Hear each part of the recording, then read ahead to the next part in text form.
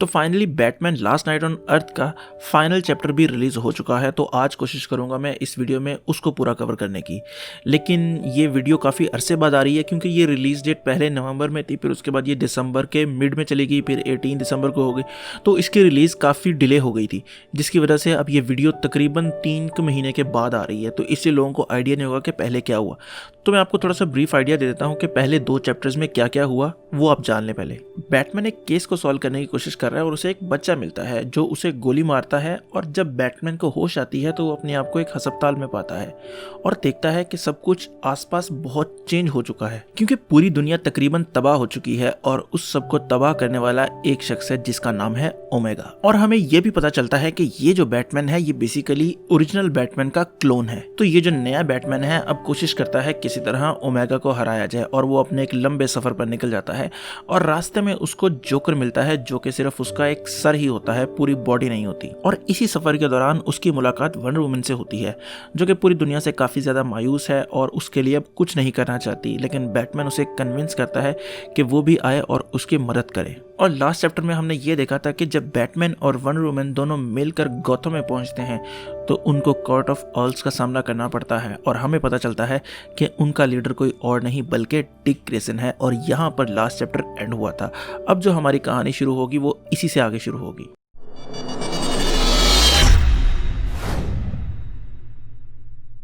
Dick Batman को bat cave में लाता है जो कि अब बैट केव के नाम से नहीं जाना जाता बल्कि आउल केव के नाम से जाना जाता है क्योंकि वहां पर कोर्ट ऑफ आउल्स के लोग रहते हैं। और वहां पर हमारी मुलाकात होती है जिम गॉर्डन से जो कि काफ़ी बूढ़ा हो चुका है और मेरे ख्याल से वो नाबीना भी है, यानी कि उसको अब नज़र नहीं आता।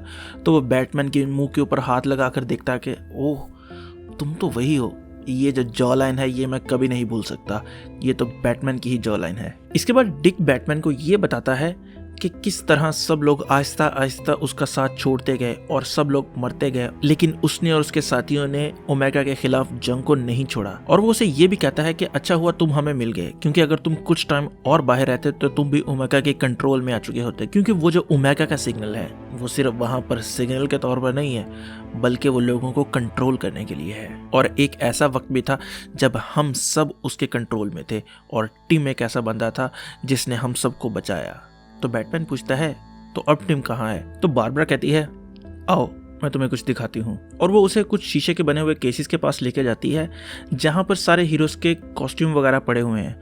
और वो ब्रूस को कहती है कि देखो ये वो सब हैं जो जंग में मारे गए। और वो उनके एक एक करके नाम भी लेती है कि केट, जेसन, कैसेंड्रा और डेमियन, ये सब ओमेगा के खिलाफ जंग में मारे गए हैं। तो जब ब्रूस को ये पता चलता है कि डेमियन भी मारा जा चुका है तो वो उसके कॉस्ट्यूम के पास जाकर जोर जोर से चिल्लाने लगता है कि ऐसा नहीं हो सकता। इसके बाद वो थोड़ा अपने आप को संभालता है और पूछता है और टिम का क्या बना? तो बारबरा ब्रूस को टिम का रोबोटिक सूट दिखाती है जो वो एंड पर यूज किया करता था और बताती है कि टिम भी अब हम में नहीं है। तो बैटमैन ये सब देखकर कहता है कि हमें ओमेगा को खत्म करना ही होगा। तो बारबरा गुस्से से कहती है और कितनी लाशें तुम देखना चाहते हो? तो वंडर वुमन पीछे से बोलती है बारबरा हम तुम्हारा दर्द समझ सकते हैं। तो बारबरा वंडर वुमन की तरफ आती है और कहती है तुम हमारा दर्द नहीं समझ सकती, तुम तो खुद एक भगोड़ी हो। जब हमें तुम्हारी सबसे ज्यादा जरूरत थी तो तुम यहाँ से दुम दबाकर भाग चुकी थी, काश तुम यहाँ पर होती तो आज हमें ये सब देखना ना पड़ता। तो वंडर वुमन और बारबरा के दरमियान बहस शुरू हो जाती है।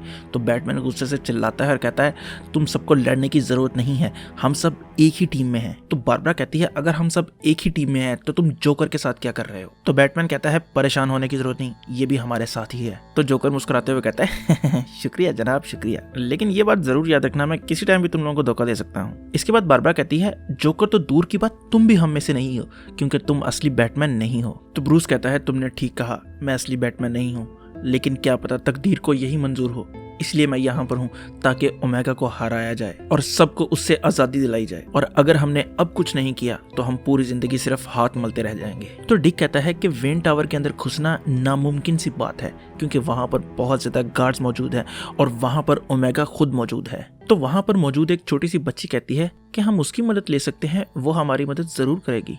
अब ये जो बच्ची है ये डिक ग्रेसन और बारबरा की बेटी है जिसका नाम है ब्राइस। तो ब्राइस की बात सुनकर बैटमैन डिक की तरफ देखता है और कहता है प्लीज यही वक्त है कुछ करके दिखाने का। अच्छा, यहाँ पर मैं आपको थोड़ा सा कॉन्टेक्स्ट बताता हूँ कि कहानी क्या है। बेसिकली जो सिग्नल है ओमेगा का, वो गौतम के लोगों को कंट्रोल करता है, लेकिन अब वो एक बहुत बड़ा सिग्नल लॉन्च करने वाला है जो कि पूरी वर्ल्ड के लोगों को कंट्रोल करेगा। तो बैटमैन इसलिए कह रहा है कि हमें अभी कुछ करना होगा ताकि उसके सिग्नल लॉन्च होने से पहले ही कुछ कर लिया जाए, ताकि उसको पूरी दुनिया पर कंट्रोल हासिल करने से रोक लिया जाए। डिक को बैटमैन के प्रपोजल के ऊपर गौर करते हुए देखकर बारबरा आती है उसके पास और कहती है, नहीं डिक, तुम ऐसा करने का सोच भी नहीं सकते। तो पीछे से ब्राइस आती है और कहती है, प्लीज मॉम, हमें करने दें, क्या पता इस दफा सब कुछ ठीक हो जाए। तो ये सब देखकर ब्रूस भी बारबरा से दोबारा रिक्वेस्ट करता है कि वो भी उनके साथ आए। तो ये सब सुनकर जिम भी कहता है, मैं भी तुम्हारे साथ हूँ, इस तरह कौन जिंदगी गुजारना चाहता है।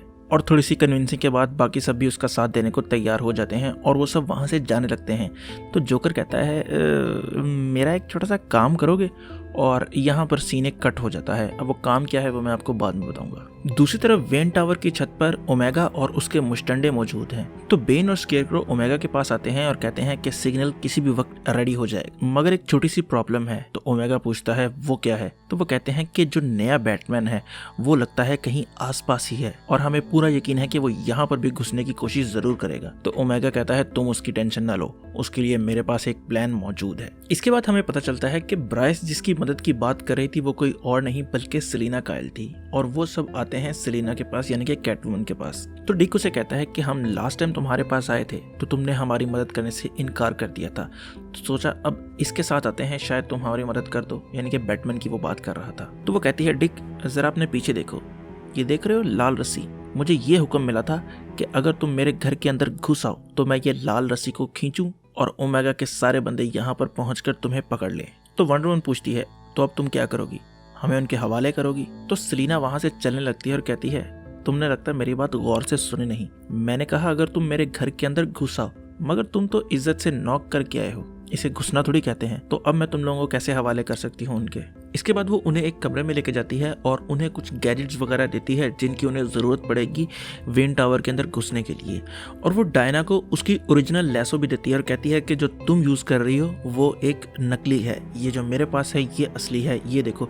जिसको देखकर डायना हैरान हो जाती है, क्योंकि डायना को पता था कि जो उसके पास है वो नकली है, उसको लगा था कि शायद वो कहीं खो गई है। इसके बाद वो सारे लोग वेन टावर की तरफ निकलते हैं और दो पार्टियों में बढ़ जाते हैं। एक पार्टी में होते हैं बैटमैन और जोकर और दूसरी पार्टी में होते हैं बाकी सारे लोग। और बाकी सारे लोग दरिया में से होते हुए जाते हैं कश्ती पे, और जो बैटमैन और जोकर है वो एक टनल में से होते हुए जाते हैं। और जब वो टनल के बीच में पहुंचते हैं तो ओमेगा के कुछ लोग उन पर हमला कर देते हैं। तो बैटमैन उनकी जम के पिटाई करता है, मगर वहां पर जोकर कहीं भी नजर नहीं आता। तो बैटमैन अभी बैठा जोकर को आवाज ही दे रहा था कि अचानक से वहां पर एक बड़ा विलन आ जाता है, जो आते साथ ही कहता है ओमेगा की जय हो, और वो बैटमैन पर अटैक कर देता है। और वो उसके अटैक्स जो थे वो बहुत ज्यादा पावरफुल थे, जो कि बैटमैन को ओवरकम कर गए और वो बैटमैन को किसी तरह काबू कर लेता है। तभी पीछे से कोई आता है जिसे देखकर बैटमैन कहता है, जोकर तुम? तो जोकर कहता है, जोकर नहीं, रॉबिन, क्योंकि उसने टिम वाला वो जो रॉबिन का मेटल का सूट था वो पहना हुआ है और उसके हाथ में गन्स भी हैं जिसको वो चलाना शुरू करता है और उस विलन को वहीं पर ढेर कर देता है। तो बैटमैन पूछता है, तुम किधर चले गए थे? तो जोकर कहता है, मुझे पानी में एक तैरता हुआ कपड़ा नजर आया तो मैं उसका पीछा करने लगा, फिर मुझे याद आया कि तुम भी मेरे साथ हो तो मैं भागकर वापस आया। अच्छा, शुरू में याद हो अगर वो एक छोटी सी रिक्वेस्ट करता है तो वो यही रिक्वेस्ट है कि उसके जो सर है उसको रॉबिन की जो मेटल का सूट है उसमें डाल दिया जाए। इसके बाद ये दोनों वेन टावर के अंदर दाखिल होते हैं, जहां पर एक जगह पर जाते हैं और उन्हें पता चलता है कि ओमेगा ने अपना एक बैट केव टाइप जगह बनाई हुई है, जिसमें उसने उन सारे हीरोज और विलन्स के कॉस्ट्यूम लटकाए हुए हैं जिनको उसने हराया है और मार दिया है, जिसमें आपको ब्लैक एडम, ब्लैक मेंटा, ब्रेनियक और चीता जैसे सब विलन्स के कॉस्ट्यूम पड़े हुए नजर आएंगे। यानी ये उसने एज ए ट्रॉफी रखे हुए हैं, क्योंकि जिसको उसने हराया है तो उसको एज ए ट्रॉफी रख लिया उसने। अभी वो लोग ओमेगा के बैट केव का जायजा ले ही रहे थे कि तभी पीछे से कोई आता है और उन पर अटैक करता है और उनको रस्सियों में जकड़ लेता है और वो लोग नीचे गिर जाते हैं। तो बैटमैन जोकर से कहता है, मैं जानता हूँ ये वेन टैक है, जितना ज्यादा तुम स्ट्रगल करोगे उतनी ज्यादा ये रस्सी टाइट होती जाएगी। तभी पीछे से ओमेगा आता है और कहता है, ये वेन टैक तो है लेकिन इम्प्रूव्ड है, क्योंकि चाहे तुम स्ट्रगल करो या ना करो ये फिर भी टाइट होती जाएंगी। दूसरी तरफ वो आउल वाली टीम भी वेन टावर के अंदर दाखिल हो चुकी है और वहां पर बहुत हैवी किस्म का पहरा लगा हुआ है, क्योंकि बहुत ज्यादा गार्ड्स भी मौजूद हैं और विलन्स का एक टोला भी मौजूद है। मगर खुशकिस्मती की बात यह है कि उन लोगों के पास सेलिना की दी हुई एक टेक्नोलॉजी है जिससे एक फील्ड क्रिएट होता है और वो नजर नहीं आते, यानी कि वो इनविजिबल हो जाते हैं उस फील्ड के अंदर। तो वो बड़ी ही आसानी से उन गार्ड्स को क्रॉस करते हैं और आगे विलन्स का, यानी कि जो सुसाइड स्क्वाड के जो विलन्स होते हैं ना, उन विलन्स को भी क्रॉस करते हैं और किसी को पता भी नहीं चलता। इसके बाद जब वो लोग उस कॉरिडोर के एंड पर पहुंचते हैं तो एक बहुत बड़ा गेट होता है, मगर उस गेट को ओपन करने के लिए भी उनके पास एक टेक्नोलॉजी मौजूद है जो कि सेलिना ने ही दी है, जो कि ब्राइस के पास है। तो ब्राइस उस टेक को यूज करती है और लॉक को ओपन करती है। जब वो लॉक ओपन होता है और वंडर वुमन अंदर दाखिल होती है तो वो देखकर हैरान रह जाती है, क्योंकि अंदर कोई और नहीं बल्कि मार्शियन मैन हंटर है, जिसको ओमेगा ने कैद किया हुआ है और उसकी ही पावर को यूज करके वो सिग्नल बना रहा है। यानी हम सबको पता है कि जो मार्शियन मैन हंटर है उसके पास टेलीपैथिक पावर है, जिससे वो दूसरों को कंट्रोल कर सकता है। तो वो इसी पावर को यूज करके पूरी दुनिया पर कंट्रोल हासिल करने की कोशिश कर रहा है। और मार्शियन मैन हंटर बहुत एक लंबे अरसे से उसके कंट्रोल में है और अपनी पावर्स को यूज कर रहा है। इसकी वजह से वो बहुत ज्यादा कमजोर हो चुका है। अभी इस वीडियो को यहाँ पर मैं करूंगा एंड, और इंशाल्लाह अगली वीडियो में इस कॉमिक को बिल्कुल एंड कर देंगे हम। अब अंदाजा करें कि जिस दिन ये रिलीज हुई है 18 तारीख को, मैं तब से ये वीडियो बना रहा हूँ और अब जाके ये बनी है।